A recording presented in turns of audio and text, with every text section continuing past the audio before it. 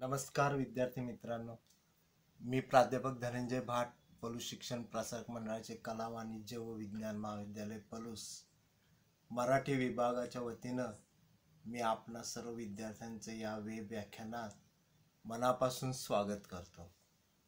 मित्रांनो, आपला जो अभ्यास चर्चेचा विषय आहे तो अभ्यासपत्रिका क्रमांक 7 त्या अंतर्गत आपण साहित्य विचार हा पेपर अभ्यासतोय आणि या पेपरच्या अंतर्गत जे घटक येतात त्यातला साहित्याचे स्वरूप हा घटक आपण चर्चेसाठी घेतलेला आहे। यामध्ये आपण साहित्य म्हणजे काय, साहित्य कशाला म्हणतात, भारतीय साहित्यशास्त्राची जी परंपरा आहे त्या संदर्भामध्ये आतापर्यंत विचार केला आणि जी साहित्याचं स्वरूप उलगडून सांगताना भारतीय साहित्य मीमांसकांनी जी चर्चा केली त्यामध्ये भामह, दंडी, रुद्रट, वामन, कुंतक, मम्मट, क्षेमेंद्र, जगन्नाथ, विश्वनाथ, आनंदवर्धन अशी दिग्गज अभ्यासक मंडळी आहेत की ज्यांनी या काव्याचं स्वरूप उलगडून दाखवण्यासाठी किंवा साहित्याचं स्वरूप उलगडून दाखवण्यासाठी आपापली मतं मांडली। त्या संदर्भात आपापले काही विशिष्ट ग्रंथ त्यांनी निर्माण केले आणि त्यातले आपण भामह आणि जे मम्मट आहे यांच्या काव्यलक्षणांचा आपण विचार केला। त्यानंतर आपण पुढचे जे मीमांसक आहेत त्या संदर्भानं चर्चा करणार आहोत। मित्रांनो, एक गोष्ट आपण लक्षात घ्या की संस्कृत किंवा भारतीय काव्य चर्चेमध्ये काव्याचं स्वरूप किंवा साहित्याचं स्वरूप उलगडून दाखवताना मीमांसकांनी काव्याचं शरीर आणि आत्मा या परिभाषेमध्ये ही चर्चा घडवून आणली आणि मग आपण ज्या दोन व्याख्या पाहिल्या भामह आणि मम्मट, हे दोघं ही आपल्या काव्य विचारामध्ये शब्दार्थांना महत्त्व देतात। शब्द आणि अर्थ यांना त्यांनी महत्त्व दिले। काव्याचं स्वरूप जर आपण भामहाच्या व्याख्येतनं समजून घ्यायचं झालं तर त्याच्या शब्दार्थाला महत्त्व देण्यामागे खूप मोठा आशय आहे। कारण इथे लक्षात घ्यावं लागेल की कवीच्या प्रतिभा स्पर्शानं अपूर्व रूप धारण करून प्रगट होणारा शब्द आणि त्यातून अभिव्यक्त होणारा चमत्कृतीपूर्ण अर्थ म्हणजे शब्दार्थ, आणि या शब्द आणि अर्थाच्या सही तत्वातनं सौंदर्य निर्माण होतं। काव्यातील रसनिर्मिती ही शब्दार्थांमुळेच होते असं भामह आग्रहाने इथे सांगताना दिसतो। त्यामुळे ही व्याख्या त्याची महत्वाची, म्हणजे शब्दार्थांना तो महत्व देतो काव्याच्या। तसं म्हटलं तर शब्दार्थ हे काव्याचं बाह्य रूप आहे, त्या बाह्य रूपाला तो महत्व द्या। मम्मटाने जी व्याख्या केली त्यामध्ये आपण बघितलं की मम्मट तत् अदोषो म्हणतो, म्हणजे शब्दार्थ कसे असावेत तर ते दोषरहित, तत् अदोषो सगुणो म्हणतो पुन्हा, म्हणजे गुणयुक्त असावेत। त्याचबरोबर क्वचित स्फुट अलंकार रहित असे शब्दार्थ जे आहेत ते त्याला अभिप्रेत आहे। आता ह्या प्रत्येक त्याच्या या लक्षणेतल्या किंवा काव्याच्या व्याख्येतल्या प्रत्येक शब्दाला महत्व प्राप्त होतंय। ते प्रत्येक शब्द म्हणजे ते काव्याचं स्वरूप उलगडून दाखवतोय। शब्दार्थ कसे असावेत ते आपल्याला तिथे समर्पकपणे मांडताना दिसतो। तत् अदोषो म्हणजे निर्दोष, काव्यात दुर्बोधता, समास वगैरे काहीही दोष असू नयेत असे त्याचं मत होतं। त्या दोषरहित काव्यामुळे रसांचा उत्कर्ष होतो, म्हणजे वेगवेगळे भाव काव्यात निर्माण होतात। सगुण म्हणताना गुणयुक्त, मग हे गुण कुठले तर प्रसाद, ओज, माधुर्य यासारखे गुण काव्यात आले की त्यामुळं रसाचा उत्कर्ष होतो. त्यानंतर अलंकार रहित, स्फुट अलंकार रहित म्हणले. अलंकार असलेच पाहिजे असं नाही, असले तरी चालतात, नसले तरीही चालतात. तर हे म्हणायचं काय की अलंकारानं काव्याला सौंदर्य प्राप्त होते, मान्यच आहे, पण ते नसले तरी सुद्धा एखादं सुंदर काव्य होताना दिसतं. तर हे जे मुद्दे आहेत तीन त्यांनी सांगितले काव्याच्या संदर्भात, हे तीन मुद्दे काव्याला अकाव्यापासून वेगळं ठरवतं. अकाव्य म्हणजे इतिहास, पुराण, वेद, शास्त्र यासारखे ग्रंथ जे आहेत ते. तर इथे ही त्या मम्मटाची जी व्याख्या आहे त्याच्यात त्याचं जर विवेचन आहे ते लक्षात घेणं आपल्याला महत्त्वाचं ठरतं. तर त्या दृष्टीने ह्या दोन व्याख्या महत्त्वाच्या. आता आपण पुढची व्याख्या ज्या आहेत त्या बघणार आहोत. त्यामधले आनंदवर्धन हा या साहित्य मीमांसकांनी मांडलेली व्याख्या आपण बघूया. आनंदवर्धनाने काव्यस्य आत्मा ध्वनी अशी साधी सुटसुटीत काव्याची व्याख्या किंवा साहित्याची व्याख्या केलेली आहे.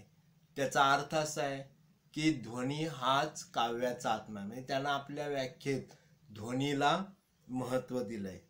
तर ही ध्वनीचा विचार जो आहे हा वेगळ्या अंगाने आला. एक गोष्ट इथं आता लक्षात घ्या मित्रांनो, की आपल्याला अभ्यासक्रमामध्ये ह्या व्याख्या दिलेल्या आहेत, पण ह्याच्यात या दोन व्याख्या ज्या आहेत आनंदवर्धन आणि विश्वनाथ, ह्या थोड्याशा आता वेगळ्या स्वरूपाच्या आहेत. म्हणजे जर काव्याचे शरीर आणि आत्मा या परिभाषेत जर ह्या काव्य तत्वांचा विचार करायचा झाला तर भामह आणि मम्मट यांनी शब्दार्थांचा विचार केला, म्हणजे काव्य शरीराचा केला. मग काव्य शरीर, काव्याचं जसं शरीर आहे तसं आत्मा पण आहे. मग ते आत्मतत्व नेमकं कोणतं आहे ते शोधण्याचा ज्यावेळेला प्रयत्न झाला, त्यातनं मग वामन, कुंतक, क्षेमेंद्र, विश्वनाथ, जगन्नाथ, आनंदवर्धन यांनी काही काव्य तत्वांचा विचार केला. उदाहरणार्थ अलंकार, रीती, वक्रोक्ती, औचित्य, ध्वनी, रस यासारख्या काव्याच्या आत्मतत्वांचा किंवा प्राणभूत तत्वांचा आपापल्या परीने या मीमांसकांनी शोध घेतला आणि त्याचं विवेचन केलेलं आहे. आपापल्या ग्रंथांमध्ये त्यांनी त्याचं समर्थन केलं. तर त्याच्यातच आनंदवर्धन हा एक महत्त्वाचा साहित्य मीमांसक आहे की ज्याने पहिल्यांदाच ध्वनीचा सिद्धांत मांडला. आणि त्यात तर हा ध्वनी सिद्धांत जो आहे तो मांडून एकूणच भारतीय काव्य विचारात त्यानं क्रांती घडवून आणली.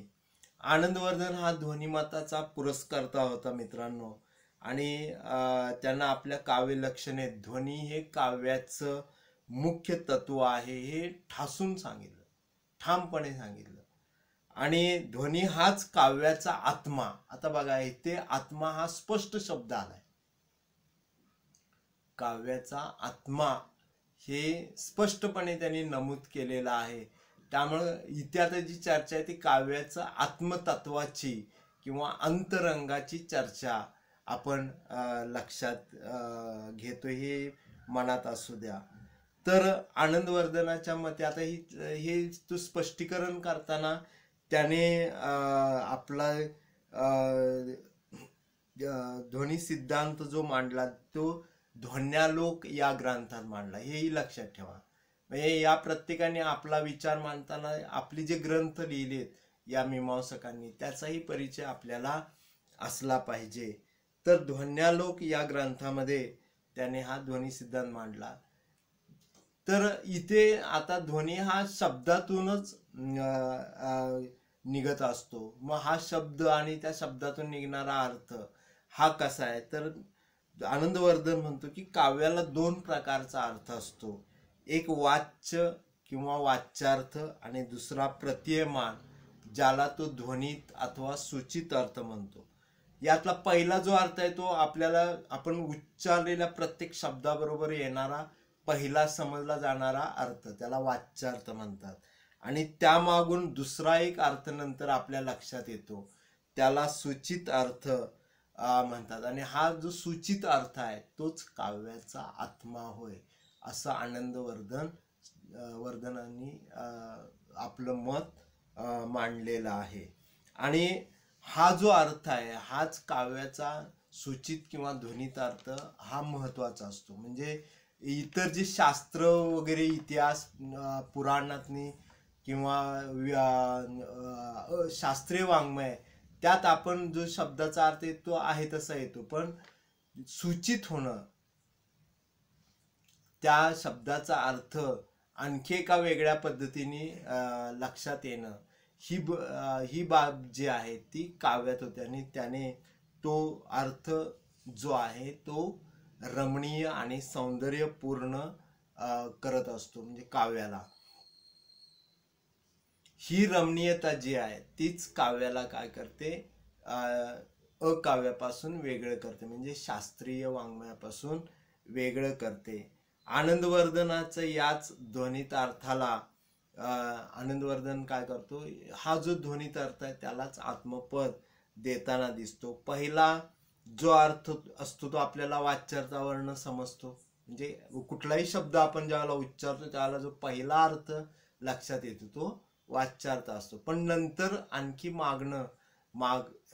अनेक अर्थ आपल्या मनात येतात, तर ते अर्थ जे येतात त्याला सूचित किंवा ध्वनित अर्थ म्हणतात. तर ते इथे महत्वाचे आहेत. आता याचं एक उदाहरण इथे आपण बघूया. साधं उदाहरण आहे, सूर्य अस्ताला गेला. म्हणजे संध्याकाळच्या वेळेला सूर्य मावळतो. म्हणजे सूर्य अस्ताला गेला म्हटल्यानंतर आपल्या मनात पहिला अर्थ का, की सूर्य आता पश्चिम दिशेला मावळला. पण ही निसर्गातली एक छोटीशी घटना आहे, पण एवढा एक अर्थ लक्षात घेऊन आपण थांबतो का? नाही. तर त्यामागून आणखी वेगवेगळे अर्थ सूचित होतात. आणि मग ते अर्थ कसे आहेत, संदर्भाने. म्हणजे आता शेतकरी जो दिवसभर गायी वगैरे आपल्या जनावर घेऊन शेतात गेलाय, तो घराकडे परतेल किंवा जनावर घराच्या दिशेने वाटचाल करायला लागतील. गुराखी जो आहे तो गुरं आपली घराकडे वळवणार आहे. विद्यार्थ्यांना अभ्यास करायची वेळ झाल्याचं सूचना मिळेल. आता संध्याकाळ झाली, आपल्याला थोडा अभ्यास करायला पाहिजे. एखादे ब्राह्मण आहे तर त्यांना आता संध्या स्नान किंवा संध्या पूजेची वेळ झाली याची सूचना मिळेल. तर कामगार आहे तर त्याला आता आपण घरी जायची वेळ झाल्याची सूचना मिळेल. नववधू आहे एखादी असेल तर तिला आपला पती आता घरी येईल त्याची सूचना, त्याच्या स्वागताची तयारी करायची सूचना मिळेल. असं रंजक आपल्याला काही अर्थ सूचित होताना दिसतात. एखादा चोर असेल तर त्यालाही आता रात्र होईल आणि आपण चोरी करायला जाऊ, तर त्याची तयारी करायची, असंही त्याच्या अर्थ निघू शकतो. तर असे विविध अर्थ येत आहेत. संस्कृतमध्ये एक सुंदर अर्थ आहे की एखादे अभिसारिका असेल तिलाही आपल्या प्रियकराला भेटायची वेळ झाली सूचना मिळेल. असे अनेक संदर्भाने अर्थ इथे आपल्या पुढं येताना दिसतात. तर हे सगळे अर्थ म्हणजे ध्वनित किंवा सूचित आहेत. म्हणजे निसर्गातली एक घटना हा वाच्यार्थ झाला, पण हे जे बाकीचे आता आपण अर्थ मनात घेतले ते सगळे ध्वनित किंवा सूचित अर्थ होत. आणि एका साध्या वाक्याला त्यामुळे काय झाली, रमणीयता प्राप्त झालेली आपल्याला दिसते. आपल्याकडे भारत तांब्यांची नववधू कविता असेल, बालकवींची औदुंबर किंवा फुलराणी, या कवितांचा अर्थ आपल्याला वाच्यार्थाने कळत नाही, तर त्याच्यात तो अर्थ आपल्याला ध्वनित अर्थानच लक्षात घ्यावा लागतो. अनेक अर्थ त्यामधून सूचित होत असतात. आणि मग म्हणजे औदुंबर सारख्या कवितेत तर खूप अर्थ निघतात. छोटीशी कविता आहे पण तो औदुंबर कोण आहे त्या संदर्भात वेगवेगळी मतं अभ्यासकांनी व्यक्त केलेले आहेत. तर हे कुठून आलं? तर हे ध्वनीत किंवा सूचित होणारे अर्थ असतात. त्यामुळं ही व्याख्या जी आहे ती महत्त्वाची आहे. ह्या सूचित अर्थामध्ये काय म्हणजे काय सांगितलं यापेक्षा काय सूचित झालंय असं या व्याख्येत आपल्याला लक्षात घ्यावं लागतं. अलंकार, गुण, वक्रोक्ती या सर्वांचीच योजना कवी आपल्या पद्धतीनं करत असतो. तो कशासाठी? तर या सूचित अर्थासाठीच करत असतो. सूचित अर्थामुळं रसिकाच्या ठिकाणी एक विशिष्ट चित्तवृत्ती निर्माण होते. हा महत्वाचा भाग. एक विशिष्ट चित्तवृत्ती निर्माण होते आणि त्यामुळं त्याला रसाची प्रतीती येते. म्हणजे त्याच्या मनात वेगवेगळे भाव तरंग निर्माण होतात. म्हणून आनंदवर्धन हे ध्वनी तत्वाला महत्त्व देतो आणि यातच म्हणजे रस हा शब्द त्याचा ह्या ध्वनीत शब्दातनच का होतो व्यक्त होताना दिसतो. म्हणून त्यानं रसध्वनी असा शब्द प्रयोग वापरला आहे. आणि रस हा काव्याचा आत्मा आहे त्यांना म्हणजे ध्वनिमतवाद्यांना मांडण्याचं आहे. फक्त एकच गोष्ट ते मांडतात की रस हा वाच्य नसून तो व्यंजना व्यापारातून ध्वनित होतो. हा रसध्वनी होय. तर असा हा आनंदवर्धनाचा ध्वनी सिद्धांत या त्याच्या मताने त्यांनी आपल्या पुढे मांडलेला आहे. ध्वनी हा काव्याचा आत्मा ही गोष्ट काही प्रमाणात योग्य असली तरी इथे काही मर्यादा पण त्याला दिसतात. कारण ध्वनीत अर्थ हा रमणीय असतो असं म्हटलंय, पण सर्वच काव्यात ध्वनीत अर्थ असतो असं नाही. म्हणजे काही कविता अशा आहेत की त्यामध्ये ध्वनी चा म्हणजे सूचित अर्थाची गरज नाही, वाच्यार्थानं काम भागतं. एक सरळ सरळ कविता वाचत गेलं तरी त्याचा सरळ सरळ अर्थ आपल्या लक्षात येतो. उदाहरणार्थ कवी यशवंत, माधव जुलियन, केशवसूत यांच्या ज्या आई या विषयावरच्या कविता आहेत त्या कविता श्रेष्ठ आहेत. आई म्हणून कोणी आई सहा कमारी, ती हाक कानी येता मज होय शोक भारी. यासारखी कवितेत इथे सूचितार्थ घेण्याची गरजच नाही. सरळ सरळ आपल्या मनात आईविषयीची भावना जी प्रेमाची वात्सल्याची आहे ती आपोआपच तयार होते. त्यामुळं सगळ्याच काव्यात ध्वनीत अर्थ असतो असं नाही. तर हा त्यामुळं ध्वनीत अर्थाचा विचार जरा मर्यादा पडताना दिसतात. काहींनी टीका करताना म्हटलं की जर ध्वनीला काव्याचा आत्मा म्हटलं तर अनेक चांगल्या कवितांना काव्याच्या प्रांतातनं बाजूला जावं लागेल. तरी सुद्धा अभिनव गुप्त, मम्मट यांनी, जगन्नाथ या मंडळींनी आनंदवर्धनाच्या या ध्वनी तत्वाचा पुरस्कार केलेला आहे. आता हे एक आत्मतत्व, काव्याचं आत्मतत्व म्हणून आपण ही आनंदवर्धनाची जी व्याख्या आहे ती बघितलेली आहे. दुसरी ही व्याख्या तितकीच महत्त्वाची आणि आणखी एक वेगळं आत्मतत्व सांगणारी अशी आहे. तर ती व्याख्या मित्रांनो आपण पुढच्या भागामध्ये बघूया. तर इथे आपण माझं या काव्यतत्वातला आपण जो विचार करतोय आत्मतत्वाचा त्या संदर्भातले माझे विचार ऐकून घेतले त्याबद्दल धन्यवाद.